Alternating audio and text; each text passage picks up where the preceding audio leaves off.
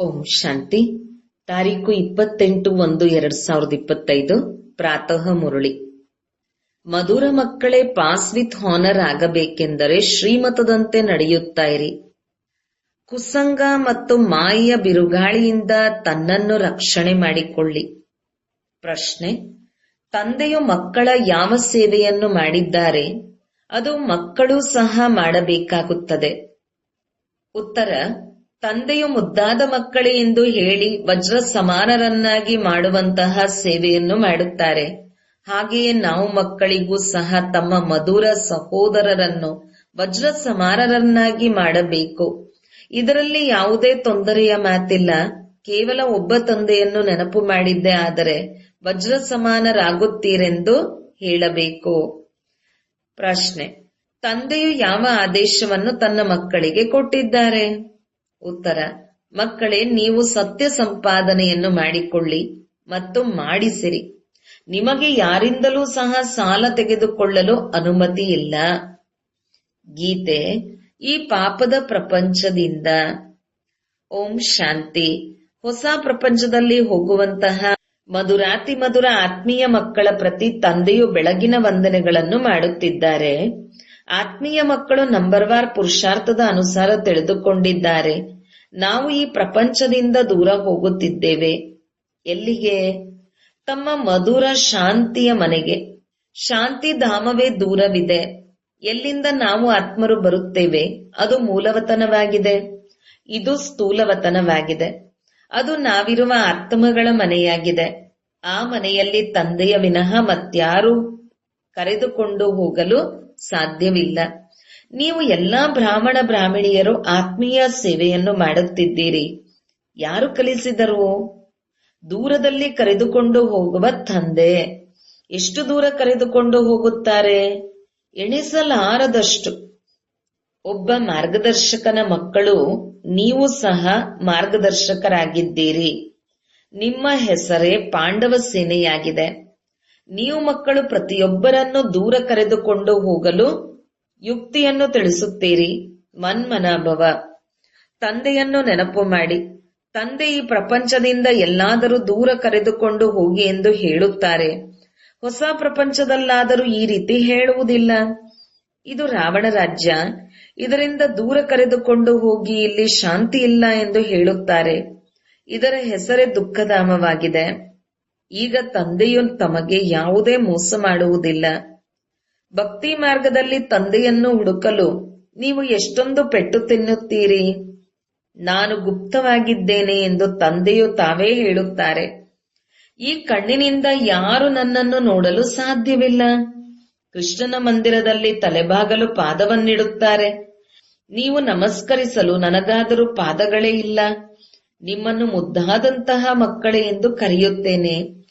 ನೀವು ಸಹ ಅನ್ಯರನ್ನು ಮಧುರರಾದಂತಹ ಸಹೋದರರೇ, ಪಾರಲೌಕಿಕ ತಂದೆಯನ್ನು ನೆನಪು ಮಾಡಿದ್ದೇ ಆದರೆ ವಿಕ್ರಮ ವಿನಾಶವಾಗುತ್ತದೆ ಎಂದು ಹೇಳುತ್ತೀರಿ. ಮತ್ತೆ ಯಾವುದೇ ಕಷ್ಟವಿಲ್ಲ. ಹೇಗೆ ತಂದೆಯು ವಜ್ರ ಸಮಾನರನ್ನಾಗಿ ಮಾಡುತ್ತಾರೆ, ಮಕ್ಕಳು ಸಹ ಅನ್ಯರನ್ನು ವಜ್ರ ಸಮಾನರನ್ನಾಗಿ ಮಾಡುತ್ತಾರೆ. ಇದನ್ನೇ ಕಲಿಯಬೇಕು. ಮನುಷ್ಯರನ್ನು ವಜ್ರ ಸಮಾನರನ್ನಾಗಿ ಹೇಗೆ ಮಾಡಲಿ? ಡ್ರಾಮಾನುಸಾರ ಕಲ್ಪದ ಹಿಂದಿನಂತೆ ಕಲ್ಪ ಕಲ್ಪವು ಸಂಗಮ ಯುಗದಲ್ಲಿ ತಂದೆಯು ಬಂದು ನಮಗೆ ತಿಳಿಸುತ್ತಾರೆ. ಮತ್ತೆ ನಾವು ಅನ್ಯರಿಗೆ ಕಲಿಸುತ್ತೇವೆ. ತಂದೆಯು ವಜ್ರ ಸಮಾನರನ್ನಾಗಿ ಮಾಡುತ್ತಿದ್ದಾರೆ. ನಿಮಗೆ ತಿಳಿದಿದೆ, ಖೋಜಾಗಳ ಗುರು ಆಗಾ ಖಾನನ್ನು ಚಿನ್ನ ಬೆಳ್ಳಿ ವಜ್ರದಿಂದ ತುಲಾಭಾರ ಮಾಡಲಾಯಿತು. ನೆಹರು ಅವರನ್ನು ಸಹ ಚಿನ್ನದಿಂದ ತುಲಾಭಾರ ಮಾಡಲಾಯಿತು. ಅವರು ವಜ್ರ ಸಮಾನರನ್ನಾಗಿ ಮಾಡುವವರಾಗಿರಲಿಲ್ಲ. ತಂದೆಯು ನಿಮ್ಮನ್ನು ವಜ್ರ ಸಮಾನರನ್ನಾಗಿ ಮಾಡುತ್ತಾರೆ. ಅವರನ್ನು ನೀವು ಯಾವುದರಿಂದ ತುಲಾಭಾರ ಮಾಡುತ್ತೀರಿ? ನೀವು ವಜ್ರ ಮುಂತಾದನ್ನೇನು ಇಡುತ್ತೀರಿ? ನಿಮಗೆ ಇದರ ಅವಶ್ಯಕತೆಯೇ ಇಲ್ಲ. ಅವರು ರೇಸ್ ಮುಂತಾದುವುದರಲ್ಲಿ ಬಹಳಷ್ಟು ಹಣವನ್ನು ಉಡಾಯಿಸುತ್ತಾರೆ. ಮನೆ ಆಸ್ತಿ ಎಲ್ಲವನ್ನೂ ಮಾಡಿಕೊಳ್ಳುತ್ತಿರುತ್ತಾರೆ. ನೀವು ಮಕ್ಕಳಂತೂ ಸತ್ಯ ಸಂಪಾದನೆ ಮಾಡಿಕೊಳ್ಳುತ್ತೀರಿ. ನೀವು ಯಾರಿಂದಲಾದರೂ ಬೇಡುತ್ತೀರೆಂದರೆ ಮತ್ತೆ 21 ಜನ್ಮಗಳಿಗಾಗಿ ತುಂಬಿಕೊಡಬೇಕಾಗುತ್ತದೆ. ನಿಮಗೆ ಯಾರಿಂದಲೂ ಬೇಡುವ ನಿಯಮವಿಲ್ಲ. ನೀವು ತಿಳಿದುಕೊಂಡಿದ್ದೀರಿ, ಈ ಸಮಯದಲ್ಲಿ ಸುಳ್ಳು ಸಂಪಾದನೆಯಾಗಿದೆ, ಎಲ್ಲವೂ ಸಮಾಪ್ತಿಯಾಗುವುದಿದೆ. ತಂದೆಯು ನೋಡಿದರು, ಇವಂತೂ ಕವಡೆಗಳಾಗಿವೆ, ನಮಗೆ ಸತ್ಯಯುಗದಲ್ಲಿ ವಜ್ರಗಳು ಸಿಗುತ್ತದವೆ ಎಂದರೆ ಈ ಕವಡೆಗಳೇತಕ್ಕೆ? ಬೇಹದ್ದಿನ ತಂದೆಯಿಂದ ಆಸ್ತಿಯನ್ನೇಕೆ ಪಡೆಯಬಾರದು ಎಂದು ನಿಶ್ಚಯ ಮಾಡಿಕೊಂಡೆವು. ಹೊಟ್ಟೆಗೆ ಊಟವಂತೂ ಸಿಕ್ಕಿಯೇ ಸಿಗುತ್ತದೆ. ಒಂದು ನಾಣ್ಣುಡಿಯೂ ಇದೆ, ಯಾರ ಕೈ ದಾನ ಮಾಡುವುದಾಗಿದೆಯೋ ಅವರಿಗೆ ಎಂದು ಬಡತನವೂ ಬರುವುದಿಲ್ಲ. ಅಂತಹವರು ಮೊದಲ ನಂಬರನ್ನು ಪಡೆಯುತ್ತಾರೆ. ತಂದೆಗೆ ಅಕ್ಕ ಸಾಲಿಗನೆಂತಲೂ ಹೇಳುತ್ತಾರಲ್ಲವೇ? ಆದ್ದರಿಂದ ತಂದೆಯು ತಿಳಿಸುತ್ತಾರೆ, ನಿಮ್ಮ ಹಳೆಯ ವಸ್ತ್ರಗಳನ್ನು ಅದಲು ಬದಲು ಮಾಡುತ್ತೇನೆ. ಯಾರಾದರೂ ಶರೀರ ಬಿಟ್ಟರೆ ಹಳೆಯ ವಸ್ತ್ರಗಳನ್ನು ಕ್ರಿಯಾಕರ್ಮ ಮಾಡುತ್ತಾರಲ್ಲವೇ? ತಂದೆಯು ತಿಳಿಸುತ್ತಾರೆ, ನಾನು ನಿಮ್ಮಿಂದ ಏನನ್ನು ತೆಗೆದುಕೊಳ್ಳುತ್ತೇನೆ? ಈ ಮಾದರಿಯನ್ನು ನೋಡಿ, ದ್ರೌಪದಿ ಒಬ್ಬರೇ ಇರಲಿಲ್ಲ, ನೀವೆಲ್ಲರೂ ದ್ರೌಪದಿಯರಾಗಿದ್ದೀರಿ. ಬಾಬಾ ನಮ್ಮನ್ನು ಅಪವಿತ್ರರಾಗುವುದರಿಂದ ರಕ್ಷಿಸಿ ಎಂದು ಬಹಳ ಕರೆಯುತ್ತಾರೆ. ಆದ್ದರಿಂದ ತಂದೆಯು ಎಷ್ಟು ಪ್ರೀತಿಯಿಂದ ತಿಳಿಸಿಕೊಡುತ್ತಾರೆ, ಮಕ್ಕಳೇ, ಈ ಅಂತಿಮ ಜನ್ಮದಲ್ಲಿ ಪವಿತ್ರರಾಗಿ. ಹೇಗೆ ಲೌಕಿಕ ತಂದೆಯೂ ಸಹ ಮಕ್ಕಳಿಗೆ ಹೇಳುತ್ತಾರಲ್ಲವೇ, ನನಗಾದರೂ ಮರ್ಯಾದೆಯನ್ನು ಕೊಡಿ, ಕುಲಕ್ಕೆ ಕಳಂಕ ತರಬೇಡಿ ಎಂದು. ನೀವು ಮಧುರಾತಿ ಮಧುರ ಮಕ್ಕಳಿಗೆ ಎಷ್ಟೊಂದು ನಶೆ ಇರಬೇಕು. ತಂದೆಯು ನಿಮ್ಮನ್ನು ವಜ್ರ ಸಮಾನರನ್ನಾಗಿ ಮಾಡುತ್ತಾರೆ. ಇವರನ್ನು ಸಹ ತಂದೆಯೇ ವಜ್ರ ಸಮಾನರನ್ನಾಗಿ ಮಾಡುತ್ತಾರೆ ಅಂದ ಮೇಲೆ ಅವರನ್ನು ನೆನಪು ಮಾಡಬೇಕು.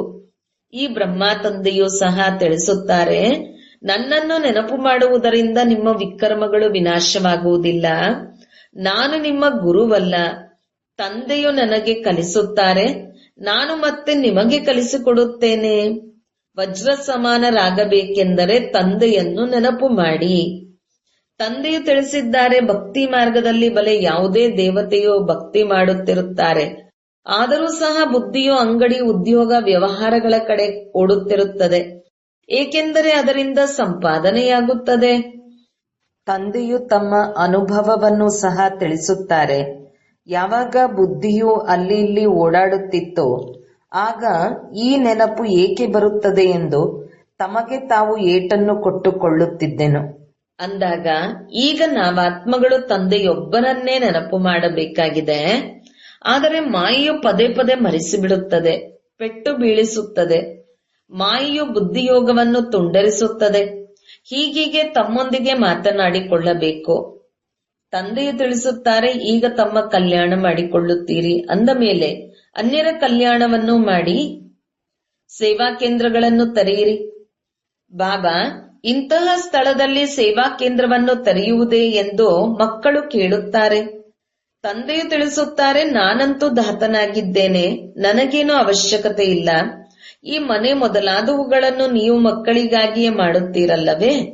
ಶಿವ ತಂದೆಯು ನಿಮ್ಮನ್ನು ವಜ್ರ ಸಮಾನರನ್ನಾಗಿ ಮಾಡಲು ಬಂದಿದ್ದಾರೆ.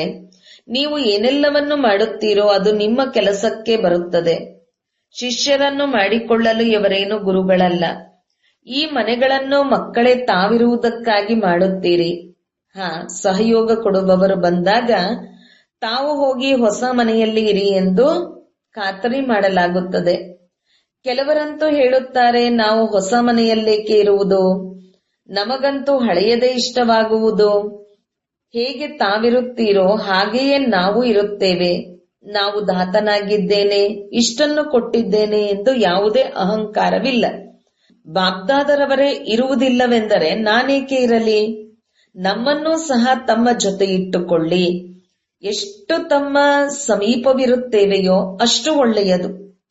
ತಂದೆಯು ತಿಳಿಸುತ್ತಾರೆ, ಎಷ್ಟು ಪುರುಷಾರ್ಥ ಮಾಡುತ್ತೀರೋ ಅಷ್ಟು ಸುಖಧಾಮದಲ್ಲಿ ಶ್ರೇಷ್ಠ ಪದವಿಯನ್ನು ಪಡೆಯುವಿರಿ. ಸ್ವರ್ಗದಲ್ಲಂತೂ ಎಲ್ಲರೂ ಹೋಗುವಿರಲ್ಲವೇ? ಭಾರತವಾಸಿಗಳಿಗೆ ತಿಳಿದಿದೆ, ಭಾರತವು ಪುಣ್ಯಾತ್ಮರ ಪ್ರಪಂಚವಾಗಿದೆ.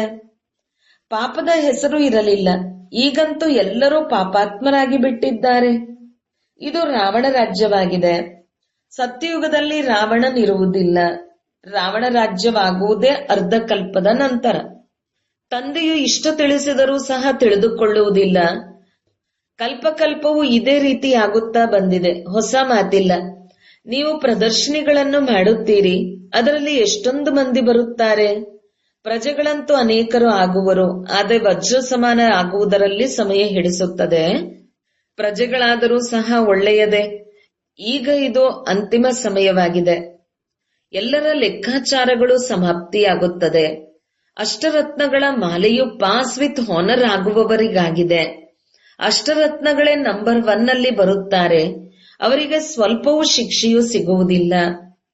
ಕರ್ಮಾತೀತ ಸ್ಥಿತಿಯನ್ನು ಪಡೆಯುತ್ತಾರೆ. ನಂತರ 108ರ ಮಾಲೆಗೆ ನಂಬರ್ 1 ಎಂದು ಹೇಳಲಾಗುತ್ತದೆ. ಇದು ಮಾಡಲ್ಪಟ್ಟ ಅನಾದಿ ನಾಟಕವಾಗಿದೆ. ಇದನ್ನು ಸಾಕ್ಷಿಯಾಗಿ ಯಾರು ಚೆನ್ನಾಗಿ ಪುರುಷಾರ್ಥ ಮಾಡುತ್ತಾರೆಂದು ನೋಡುತ್ತಾರೆ. ಕೆಲವು ಮಕ್ಕಳು ಕೊನೆಯಲ್ಲಿ ಬಂದರೂ ಸಹ ಶ್ರೀಮತದಂತೆ ನಡೆಯುತ್ತಿರುತ್ತಾರೆ. ಇದೇ ರೀತಿ ಶ್ರೀಮತದಂತೆ ನಡೆಯುತ್ತಾ ಇದ್ದರೆ ಪಾಸ್ ವಿತ್ ಹಾನರ್ ಆಗಿ ಅಷ್ಟರತ್ನಗಳ ಮಾಲೆಯಲ್ಲಿ ಬರಬಹುದು. ಕೆಲವೊಮ್ಮೆ ನಡೆಯುತ್ತಾ ಕೆಲವರ ಮೇಲೆ ಗ್ರಹಚಾರವು ಬಂದು ಬಿಡುತ್ತದೆ. ಈ ಬೀಳುವಿಕೆ ಏಳುವಿಕೆಯು ಎಲ್ಲರ ಮುಂದೆ ಬರುತ್ತದೆ. ಇದು ಸಂಪಾದನೆಯಾಗಿದೆ. ಕೆಲವೊಮ್ಮೆ ಬಹಳ ಖುಷಿಯಲ್ಲಿರುತ್ತಾರೆ, ಕೆಲವೊಮ್ಮೆ ಕಡಿಮೆ. ಮಾಯೆಯ ಬಿರುಗಾಳಿ ಅಥವಾ ಕುಸಂಗವು ಹಿಂದೆ ಎಳೆಯುತ್ತದೆ. ಖುಷಿಯೇ ಮರೆಯಾಗಿ ಬಿಡುತ್ತದೆ. ಸತ್ಸಂಗವು ಮೇಲೆತ್ತುವುದು, ಕುಸಂಗ ಕೆಳಗೆ ಬೀಳಿಸುವುದು ಎಂಬ ಗಾಯನವೂ ಇದೆ. ಈಗ ರಾವಣನ ಸಂಘವು ಬೆಳೆಸುತ್ತದೆ, ರಾಮನ ಸಂಘವು ಮೇಲೆತ್ತುತ್ತದೆ. ರಾವಣನ ಮತದಂತೆ ಹೀಗೆ ಆಗಿದ್ದೀರಿ. ದೇವತೆಗಳು ಸಹ ವಾಮ ಮಾರ್ಗದಲ್ಲಿ ಹೋಗುತ್ತಾರೆ. ಇದರಿಂದ ಅವರ ಚಿತ್ರಗಳನ್ನು ಕೆಟ್ಟದಾಗಿ ತೋರಿಸುತ್ತಾರೆ. ಇದು ವಾಮ ಮಾರ್ಗದಲ್ಲಿ ಹೋಗುವ ಚಿಹ್ನೆಯಾಗಿದೆ. ಭಾರತದಲ್ಲಿಯೇ ರಾಮರಾಜ್ಯವಿತ್ತು. ಭಾರತದಲ್ಲೇ ಈಗ ರಾವಣ ರಾಜ್ಯವಿದೆ. ರಾವಣ ರಾಜ್ಯದಲ್ಲಿ 100% ದುಃಖಿಯಾಗಿರುತ್ತಾರೆ. ಇದು ಆಟವಾಗಿದೆ. ಈ ಜ್ಞಾನವನ್ನು ಯಾರಿಗೆ ಬೇಕಾದರೂ ತಿಳಿಸಲು ಬಹಳ ಸಹಜವಾಗಿದೆ. ನರ್ಸ್ ಒಬ್ಬರು ತಂದೆಯ ಮುಂದೆ ಕುಳಿತಿದ್ದಾರೆ. ತಂದೆಯು ಈ ಮಗುವಿಗೆ ಹೇಳುತ್ತಾರೆ, ನೀವು ನರ್ಸ್ ಆಗಿದ್ದೀರಿ, ಈ ಸೇವೆಯನ್ನು ಮಾಡುತ್ತಾ ಇರಿ. ಜೊತೆಗೆ ನೀವು ಈ ಸರ್ವಿಸ್ ಅನ್ನು ಮಾಡಬಹುದು. ರೋಗಿಗೂ ಸಹ ಈ ಜ್ಞಾನವನ್ನು ತಿಳಿಸುತ್ತಾ ಇರಿ. ತಂದೆಯನ್ನು ನೆನಪು ಮಾಡಿದರೆ ವಿಕರ್ಮಗಳು ವಿನಾಶವಾಗುತ್ತವೆ. 21 ಜನ್ಮಗಳಿಗಾಗಿ ನೀವು ರೋಗಿಗಳಾಗುವುದಿಲ್ಲ. ಯೋಗದಿಂದಲೇ ಆರೋಗ್ಯ ಮತ್ತು ಈ 84 ಜನ್ಮಗಳ ಚಕ್ರವನ್ನು ಅರಿತುಕೊಳ್ಳುವುದರಿಂದ ಐಶ್ವರ್ಯವೂ ಸಿಗುತ್ತದೆ. ನೀವಂತೂ ಬಹಳಷ್ಟು ಸರ್ವಿಸ್ ಮಾಡಬಲ್ಲಿರಿ. ಅನೇಕರ ಕಲ್ಯಾಣ ಮಾಡಿ ಹಣವನ್ನು ಸಹ ಈ ಆತ್ಮಿಕ ಸೇವೆಯಲ್ಲಿ ತೊಡಗಿಸಿ. ವಾಸ್ತವದಲ್ಲಿ ನೀವು ಮಕ್ಕಳೆಲ್ಲರ ಸಹ ನರ್ಸ್ಗಳಾಗಿದ್ದೀರಿ. ಚೀಚಿ ಕೊಳಕು ಮನುಷ್ಯರನ್ನು ದೇವತೆಗಳನ್ನಾಗಿ ಮಾಡುವುದು ಇದು ನರ್ಸ್ನ ಸಮಾನ ಮಾಡುವ ಸೇವೆ ಆಯಿತಲ್ಲವೇ? ತಂದೆಯೂ ಸಹ ತಿಳಿಸುತ್ತಾರೆ, ತಂದೆಯೇ ಬಂದು ನಮ್ಮನ್ನು ಪಾವನ ಮಾಡಿ ಎಂದು ಪತಿತ ಮನುಷ್ಯರೇ ಕರೆಯುತ್ತಾರೆ. ನೀವು ಸಹ ಈ ರೋಗಿಗಳ ಸೇವೆ ಮಾಡಿ, ಆಗ ಬಲಿಹಾರಿಯಾಗುತ್ತಾರೆ. ನಿಮ್ಮ ಮೂಲಕ ಸಾಕ್ಷಾತ್ಕಾರವೂ ಆಗಬಹುದು. ಒಂದು ವೇಳೆ ನೀವು ಯೋಗಯುಕ್ತರಾಗಿದ್ದರೆ ದೊಡ್ಡ ದೊಡ್ಡ ವೈದ್ಯರು ಮೊದಲಾದವರೆಲ್ಲರೂ ಸಹ ನಿಮ್ಮ ಚರಣಗಳಲ್ಲಿ ಬೀಳುವರು. ನೀವು ಮಾಡಿ ನೋಡಿ. ಇಲ್ಲಿ ಮೋಡಗಳು ರಿಫ್ರೆಶ್ ಆಗಲು ಬರುತ್ತೀರಿ, ಮತ್ತೆ ಹೋಗಿ ಮಳೆಯನ್ನು ಸುರಿಸಿ ಅನ್ಯರನ್ನು ರಿಫ್ರೆಶ್ ಮಾಡುತ್ತೀರಿ. ಕೆಲವು ಮಕ್ಕಳಲ್ಲಿ ಮಳೆಯ ಎಲ್ಲಿಂದ ಬಂದಿರುವುದೆಂದು ಸಹ ತಿಳುವಳಿಕೆ ಇಲ್ಲ. ಇಂದ್ರನು ಮಳೆ ಸುರಿಸುತ್ತಾನೆ ಎಂದು ತಿಳಿಯುತ್ತಾರೆ. ಇಂದ್ರಧನಸ್ಸು ಎಂದು ತಿಳಿಯುತ್ತಾರಲ್ಲವೇ? ಶಾಸ್ತ್ರಗಳಲ್ಲಂತೂ ಎಷ್ಟೊಂದು ಮಾತುಗಳು ಬರೆದಿದ್ದಾರೆ. ತಂದೆಯು ತಿಳಿಸುತ್ತಾರೆ, ಇದೆಲ್ಲವೂ ನಾಟಕದಲ್ಲಿ ನಿಗದಿಯಾಗಿದೆ. ಇವು ಕಲ್ಪದ ನಂತರವೂ ಆಗುವುದು. ನಾವು ಯಾರದೇ ನಿಂದನೆ ಮಾಡುವುದಿಲ್ಲ, ಏಕೆಂದರೆ ಇದು ಮಾಡಲ್ಪಟ್ಟ ನಾಟಕವಾಗಿದೆ. ಇದು ಭಕ್ತಿ ಮಾರ್ಗವೆಂದು ತಿಳಿಸಲಾಗುತ್ತದೆ. ಜ್ಞಾನ, ಭಕ್ತಿ, ವೈರಾಗ್ಯವೆಂದು ಹೇಳುತ್ತಾರೆ. ನೀವು ಮಕ್ಕಳಿಗೆ ಈಗ ಈ ಹಳೆಯ ಪ್ರಪಂಚದಿಂದ ವೈರಾಗ್ಯವಿದೆ. ತಾವು ಸತ್ತರೆ ತಮ್ಮ ಪಾಲಿಗೆ ಜಗತ್ತೇ ಸತ್ತಂತೆ. ಆತ್ಮವು ಶರೀರದೊಂದಿಗೆ ಬೇರೆಯಾಗಿ ಬಿಡುತ್ತದೆ ಎಂದರೆ ಅವರ ಪಾಲಿಗೆ ಪ್ರಪಂಚವೇ ಸಮಾಪ್ತಿಯಾಗುತ್ತದೆ. ತಂದೆಯು ಮಕ್ಕಳಿಗೆ ತಿಳಿಸುತ್ತಾರೆ, ಮಧುರ ಮಕ್ಕಳೇ, ವಿದ್ಯೆಯಲ್ಲಿ ಹುಡುಗಾಟಿಕೆ ಮಾಡಬೇಡಿ. ಎಲ್ಲವೂ ವಿದ್ಯೆಯ ಮೇಲೆ ಆಧಾರಿತವಾಗಿದೆ. ವಕೀಲರಲ್ಲಿ ಕೆಲವರು ಲಕ್ಷ ರೂಪಾಯಿಗಳನ್ನು ಸಂಪಾದಿಸುತ್ತಾರೆ. ಇನ್ನು ಕೆಲವರಿಗೆ ಧರಿಸಲು ಕೋಟು ಸಹ ಇರುವುದಿಲ್ಲ. ಎಲ್ಲವೂ ವಿದ್ಯೆಯ ಮೇಲೆ ಆಧಾರಿತವಾಗಿದೆ. ಈ ವಿದ್ಯೆಯು ಬಹಳ ಸರಳವಾಗಿದೆ. ಕೇವಲ ಸ್ವದರ್ಶನ ಚಕ್ರಧಾರಿಗಳಾಗಬೇಕು. ಅರ್ಥಾತ್ ತಮ್ಮ 84 ಜನ್ಮಗಳ ಆದಿ ಮಧ್ಯ ಅಂತ್ಯವನ್ನು ಅರಿತುಕೊಳ್ಳಬೇಕು. ಈಗ ಈ ಇಡೀ ವೃಕ್ಷದ್ದು ಜರ್ಜಡೀಭೂತ ಸ್ಥಿತಿಯಾಗಿದೆ. ಈಗ ಇದರ ಬುನಾದಿಯೇ ಇಲ್ಲ, ಬಾಕಿ ವೃಕ್ಷವೆಲ್ಲ ನಿಂತಿದೆ. ಹಾಗೆಯೇ ಈ ಆದಿ ಸನಾತನ ದೇವಿ ದೇವತಾ ಧರ್ಮದ ಯಾವ ಬುಡವಿತ್ತೋ ಈಗ ಅದು ಇಲ್ಲ. ಧರ್ಮಭ್ರಷ್ಟರು ಕರ್ಮಭ್ರಷ್ಟರಾಗಿ ಬಿಟ್ಟಿದ್ದಾರೆ. ಮನುಷ್ಯರು ಯಾರಿಗೂ ಸದ್ಗತಿ ನೀಡಲು ಸಾಧ್ಯವಿಲ್ಲ. ತಂದೆಯು ಕುಳಿತು ಇವೆಲ್ಲ ಮಾತುಗಳನ್ನು ತಿಳಿಸುತ್ತಾರೆ. ನೀವು ಸದಾ ಕಾಲಕ್ಕಾಗಿ ಸುಖಿಯಾಗಿ ಬಿಡುತ್ತೀರಿ, ಎಂದೂ ಅಕಾಲ ಮೃತ್ಯುವಾಗುವುದಿಲ್ಲ. ಇಂತಹವರು ಸತ್ತು ಹೋದರೆಂಬ ಶಬ್ದವು ಅಲ್ಲಿ ಇಲ್ಲವೇ ಇಲ್ಲ. ತಂದೆಯು ಸಲಹೆ ನೀಡುತ್ತಾರೆ, ಅನೇಕರಿಗೆ ಮಾರ್ಗ ತಿಳಿಸುತ್ತೀರೆಂದರೆ ಅವರು ನಿಮ್ಮ ಮೇಲೆ ಬಲಿಹಾರಿಯಾಗುತ್ತಾರೆ. ಕೆಲವರಿಗೆ ಸಾಕ್ಷಾತ್ಕಾರವೂ ಆಗಬಹುದು. ಸಾಕ್ಷಾತ್ಕಾರವು ಕೇವಲ ಗುರಿಯಾಗಿದೆ. ಅದಕ್ಕಾಗಿ ಓದಲು ಬೇಕಾಗುತ್ತದೆ. ಓದದೆ ವಕೀಲರಾಗಿ ಬಿಡುತ್ತಾರೆಯೇ? ಸಾಕ್ಷಾತ್ಕಾರವಾಯಿತೆಂದರೆ ಮುಕ್ತರಾಗಿ ಬಿಟ್ಟರೆಂದಲ್ಲ. ಮೀರಾಳಿಗೆ ಸಾಕ್ಷಾತ್ಕಾರವಾಯಿತು ಹಾಗೆಂದು ಹೇಳಿ ಕೃಷ್ಣಪುರಿಯಲ್ಲಿ ಹೊರಟು ಹೋದಳೆಂದಲ್ಲ. ನೌದಾ ಭಕ್ತಿ ಮಾಡುವುದರಿಂದ ಸಾಕ್ಷಾತ್ಕಾರವಾಗುತ್ತದೆ. ಇಲ್ಲಿ ಇದು ಸಹ ನೌದಾ ನೆನಪಾಗಿದೆ. ಸನ್ಯಾಸಿಗಳು ಮತ್ತೆ ಬ್ರಹ್ಮಜ್ಞಾನಿ ತತ್ವಜ್ಞಾನಿಗಳಾಗಿ ಬಿಡುತ್ತಾರೆ. ಈಗ ನಾವು ಬ್ರಹ್ಮತತ್ವದಲ್ಲಿ ಲೀನವಾಗಬೇಕಷ್ಟೇ ಎಂದು ತಿಳಿಯುತ್ತಾರೆ. ಆದರೆ ಬ್ರಹ್ಮತತ್ವವಂತೂ ಪರಮಾತ್ಮನಲ್ಲ. ಮಕ್ಕಳೇ ತಮ್ಮ ಶರೀರದ ನಿರ್ವಹಣೆಗಾಗಿ ಉದ್ಯೋಗ ವ್ಯವಹಾರಗಳನ್ನು ಬಲೆ ಮಾಡಿ, ಆದರೆ ತಮ್ಮನ್ನು ನಿಮಿತ್ತರೆಂದು ತಿಳಿದು ಮಾಡಿ. ಈಗ ಶ್ರೇಷ್ಠ ಪದವಿಯು ಸಿಗುವುದು ಮತ್ತೆ ಮಮತೆಯೂ ಕಳೆಯುವುದು. ಈ ಬಾಬಾರವರು ತೆಗೆದುಕೊಂಡು ಏನು ಮಾಡುತ್ತಾರೆ? ಇವರಂತೂ ಎಲ್ಲವನ್ನೂ ತ್ಯಾಗ ಮಾಡಿದರಲ್ಲವೇ? ಮನೆ ಮಹಲು ಇತ್ಯಾದಿ ಏನು ಮಾಡಬೇಕಾಗಿಲ್ಲ. ಈ ಮನೆಗಳನ್ನು ಮಾಡುತ್ತಾರೆ. ಏಕೆಂದರೆ ಬಹಳ ಮಂದಿ ಮಕ್ಕಳು ಮುಂದೆ ಬರುವವರು. ಆಬೂ ರೋಡಿನಿಂದ ಇಲ್ಲಿಯವರೆಗೂ ಸಾಲು ನಿಲ್ಲುವುದಿಲ್ಲ. ಈಗಲೇ ನಿಮ್ಮ ಪ್ರಭಾವವಾಗಿ ಬಿಟ್ಟರೆ ತಲೆಯನ್ನೇ ಕೆಳಿಸಿ ಬಿಡುತ್ತಾರೆ. ಹಿರಿಯ ವ್ಯಕ್ತಿಗಳು ಬರುತ್ತಾರೆಂದರೆ ಅಲ್ಲಿ ಗುಂಪೆ ಸೇರುತ್ತದೆ. ನಿಮ್ಮ ಪ್ರಭಾವವು ಅಂತ್ಯದಲ್ಲಾಗುವುದು, ಈಗಲ್ಲ. ತಂದೆಯನ್ನು ನೆನಪು ಮಾಡುವ ಅಭ್ಯಾಸ ಮಾಡಬೇಕು. ಅದರಿಂದ ಪಾಪಗಳು ಭಸ್ಮವಾಗಲಿ. ಹೀಗೆ ನೆನಪಿನಲ್ಲಿ ಶರೀರ ಬಿಡಬೇಕು. ಸತ್ಯಯುಗದಲ್ಲಿ ಶರೀರ ಬಿಡುತ್ತಾರೆ. ಒಂದನ್ನು ಬಿಟ್ಟು ಇನ್ನೊಂದು ಶರೀರವನ್ನು ತೆಗೆದುಕೊಳ್ಳುತ್ತೇವೆಂದು ತಿಳಿಯುತ್ತಾರೆ. ಇಲ್ಲಂತೂ ಎಷ್ಟೊಂದು ದೇಹಾಭಿಮಾನವಿರುತ್ತದೆ. ಅಂತರವಿದೆಯಲ್ಲವೇ? ಇವೆಲ್ಲ ಮಾತುಗಳನ್ನು ಬರೆದುಕೊಳ್ಳಬೇಕು ಮತ್ತು ಅನ್ಯರಿಗೂ ಬರೆಸಬೇಕು. ಅನ್ಯರನ್ನು ಸಹ ತಮ್ಮ ಸಮಾನ ವಜ್ರ ಸಮಾನರನ್ನಾಗಿ ಮಾಡಬೇಕು. ಎಷ್ಟು ಪುರುಷಾರ್ಥ ಮಾಡುತ್ತೀರೋ ಅಷ್ಟು ಶ್ರೇಷ್ಠ ಪದವಿಯನ್ನು ಪಡೆಯುತ್ತೀರಿ. ಇದನ್ನು ತಂದೆಯೇ ತಿಳಿಸುತ್ತಾರೆ. ಇವರು ಯಾವುದೇ ಸಾಧು ಮಹಾತ್ಮರಲ್ಲ. ಈ ಜ್ಞಾನವು ಬಹಳ ಮಜದಿಂದ ಕೂಡಿದೆ. ಇದನ್ನು ಬಹಳ ಚೆನ್ನಾಗಿ ಧಾರಣೆ ಮಾಡಬೇಕು. ತಂದೆಯಿಂದ ಕೇಳಿದೆವು ಮತ್ತೆ ಇಲ್ಲಿಯದು ಇಲ್ಲಿಯೇ ಉಳಿಯಿತು ಎನ್ನುವಂತಾಗಬಾರದು. ಗೀತೆಯಲ್ಲಿಯೂ ಸಹ ಕೇಳಿದಿರಲ್ಲವೇ, ಜೊತೆಯಲ್ಲಿ ಕರೆದುಕೊಂಡು ಹೋಗಿ ಎಂದು ಹೇಳುತ್ತಾರೆ. ನೀವು ಇದನ್ನು ಮೊದಲು ತಿಳಿದುಕೊಂಡಿರಲಿಲ್ಲ. ಈಗ ತಂದೆಯು ತಿಳಿಸಿದ್ದಾರೆ, ಆದ್ದರಿಂದ ತಿಳಿದುಕೊಂಡಿದ್ದೀರಿ. ಒಳ್ಳೆಯದು. ಮಧುರಾತಿ ಮಧುರ ಅಗಲಿ ಹೋಗಿ ಮರಳಿ ಸಿಕ್ಕಿರುವಂತಹ ಮಕ್ಕಳಿಗೆ ಪ್ರೀತಿಯ ಮಾತಪಿತಾ ಬಾಬ್ದಾದರವರ ನೆನಪು, ಪ್ರೀತಿ ಹಾಗೂ ನಮಸ್ತೆ. ಆತ್ಮೀಯ ಮಕ್ಕಳಿಗೆ ಆತ್ಮೀಯ ತಂದೆಯ ನಮಸ್ತೆ. ಧಾರಣೆಗಾಗಿ ಮುಖ್ಯ ಸಾರ. 1. ವಿದ್ಯಾಭ್ಯಾಸದಲ್ಲೆಂದೂ ಹುಡುಗಾಟಿಕೆ ಇರಬಾರದು. ಸ್ವದರ್ಶನ ಚಕ್ರಧಾರಿಗಳಾಗಬೇಕು. ವಜ್ರ ಸಮಾನರನ್ನಾಗಿ ಮಾಡುವ ಸೇವೆ ಮಾಡಬೇಕು. 2. ಸತ್ಯ ಸಂಪಾದನೆ ಮಾಡಿಕೊಳ್ಳುವ ಬದಲು ಮತ್ತು ಅನ್ಯರಿಂದಲೂ ಮಾಡಿಸಬೇಕು. ತಮ್ಮ ಎಲ್ಲಾ ಹಳೆಯ ವಸ್ತುಗಳನ್ನು ಬದಲಾಯಿಸಬೇಕು. ಕೆಟ್ಟ ಸಂಘದಿಂದ ತಮ್ಮನ್ನು ತಾವು ಸಂಭಾಲನೆ ಮಾಡಿಕೊಳ್ಳಬೇಕು. ವರದಾನ: ಜಗತ್ತಿನ ಬೆಳಕಾಗಿ ಭಕ್ತರನ್ನು ದೃಷ್ಟಿಯಿಂದ ತೃಪ್ತರನ್ನಾಗಿ ಮಾಡುವಂತಹ ದರ್ಶನೀಯ ಮೂರ್ತಿ ಭವ. ಇಡೀ ವಿಶ್ವ ತಾವು ಜಗತ್ತಿನ ಕಣ್ಣುಗಳ ಮುಂದೆ ದೃಷ್ಟಿ ಪಡೆಯುವುದಕ್ಕಾಗಿ ಕಾತರರಾಗಿದ್ದಾರೆ.